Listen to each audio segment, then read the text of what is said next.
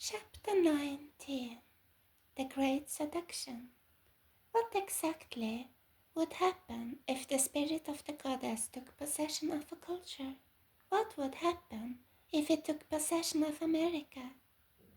And then came Ishtar. In the American and Western culture of the mid-20th century, sexuality was seen as the sacred domain of marriage, and marriage as the sacred and lifelong covenant of love between husband and wife. These values were largely the same as they had been in ancient times at the advent of Christianity. Sex outside of marriage, whether premarital or extramarital, was seen as sin. Divorce was frowned upon.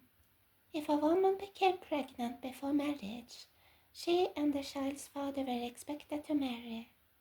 The divorce rate was minuscule, so was the percentage of people living together outside of marriage, as was the rate of children born out of wedlock. Prostitution existed but was illegal and confined to the underworld. Pornography was taboo and, for the most part, kept out of mainstream culture and public view. Even those who broke such standards would, for the most part, keep their behavior private. American entertainment and popular culture were expected to uphold the same values. Beyond allusion and suggestion, sexual relations were generally not depicted on the movie screen. Hollywood was expected to follow an agreed-upon code of morality as to what could and could not be shown, and it did. Nudity of any kind was forbidden. Any allusion to sex outside of marriage was not to be portrayed in a positive light, and for television screens, the parameters were even tighter. And then came Ishtar. The deification of sex. We have seen the dynamic of deification when an individual, nation, or civilization turns away from God. That which is not God will become as God and will assume the aura of godhood. One of those things that are not God is sex. When Israel turned away from God, sex, in the form of the goddess Ashtoreth or Ishtar, was deified. Sex became a god. Sex thus became an end and a goal to be pursued in and of itself. Therefore, it could now be divorced from marriage or any other context and be followed with no regard for context or any other thing. When the spirit of Ishtar came to America, the same dynamics began to replay. Sexuality was defied. It became a god to be pursued as an end in and of itself and without regard to marriage, love, or even a relationship. That which was once the exclusive domain of husband and wife now spilled into the public sphere and popular culture. And so began the progressive severing of sexuality from marriage. As Israel worshipped and served the goddess of sexuality, some of America, indwelled by the same spirit and the same goddess, became increasingly obsessed with sex. The destruction of marriage. Though Ishtar was involved in the ritualized marriage ceremonies of Mesopotamian religion, and though some of her myths involved a form of marriage, there was almost nothing about her that was conducive to marriage. Just the opposite. Her nature and acts, her worship and cult, would undermine it. She was never faithful. She was promiscuous. She pursued and seduced lover after lover. She pursued sexual relations apart from marriage and to the detriment of marriage.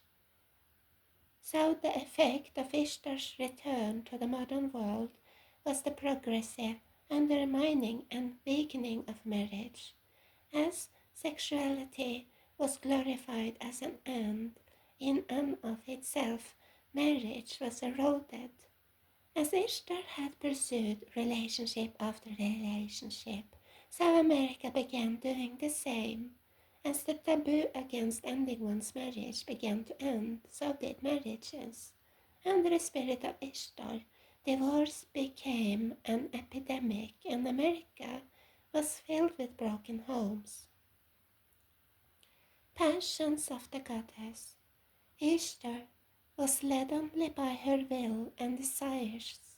She had no regard for the consequences of her actions. The idea of denying her desires for the sake of a covenant was to her an anathema. She sought the immediate fulfillment of every impulse. She was the goddess of instant gratification. So with the return of Ishtar, American and modern culture became consumed with instant gratification. Americans increasingly chose their desires over relationships, over preserving their marriages, or entering into them in the first place. A culture of hyper-individualism, self and self-gratification proved to be toxic to marriage and relationships, as it was Ishtar's nature to choose sexual pleasure and romance over commitment. More and more Americans did likewise. They slept with each other, lived with each other, but would not commit to each other. Marriage as a lifelong covenant was increasingly viewed as an unnecessary constraint. What was once fornication now became premarital relations, and in time the norm. The number of Americans living together without marriage and the number of children born out of wedlock or without fathers would skyrocket. Ishtar in Hollywood. The realms of entertainment and popular culture were subject to the same spirit. The codes and standards that had been established to serve as moral hedges were now removed. What was once forbidden, abhorrent, or taboo now filled movie screens, and whereas the television industry once avoided showing married couples in bed, now it regularly portrayed unmarried people in bed and having sex with multiple partners. And whereas nudity was once never seen in public, it was now displayed on movie screens and piped into American living rooms. If Americans from the 1950s had turned on their television sets to see what would appear on the nation's television sets years into the future, they would not have been able to process it. It would have appeared to them as something out of the apocalypse of a dark fever dream. That was how radically effective the work of the goddess had been. The taboo. Ishtar's nature was to trespass boundaries, transgress convention, and break taboos. So American culture became possessed by a spirit of transgression, a drive to push the next boundary, to transgress the next convention, to break the next taboo. What was once abhorrent now became a source of pleasure, and it was not only the taking of pleasure in sin, but in the breaking of taboos and the overturning of the next standard. It was the pleasure of defilement and desecration. Not only did Ishtar introduce, promulgate, and champion sexual immorality, she sanctified it, she declared it holy. Sexually immoral acts were part of a cult and worship, performed as rites in her temples and shrines. So in the grip of her spirit, the same thing began manifesting in American and Western culture. Sexual immorality was now not only accepted, but treated as sacred, sanctifying the forbidden. Now it was the former standards and restraints that were seen as sinful, puritanical, repressive, and evil, and the one who opposed the newly sanctified sins or failed to adequately revere them was now treated as something of a heretic, and the opposition to the new morality as something akin to blasphemy.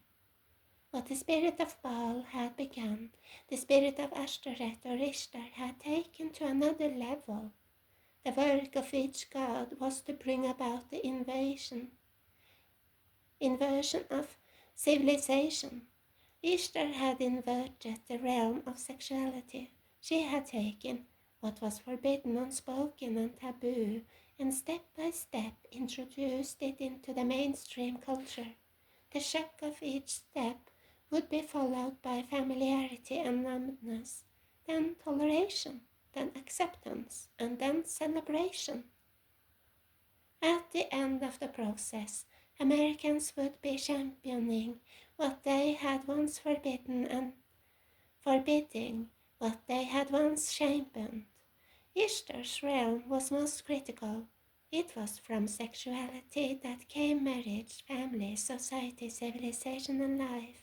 And so the workings of the goddess would produce the most profound of transformations in American Western and world civilization.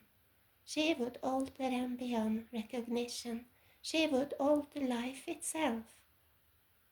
Could that which now saturates the world of entertainment, drives major portions of the American economy, and floods the World Wide Web, go back to a mystery contained in the tablets of ancient Mesopotamia?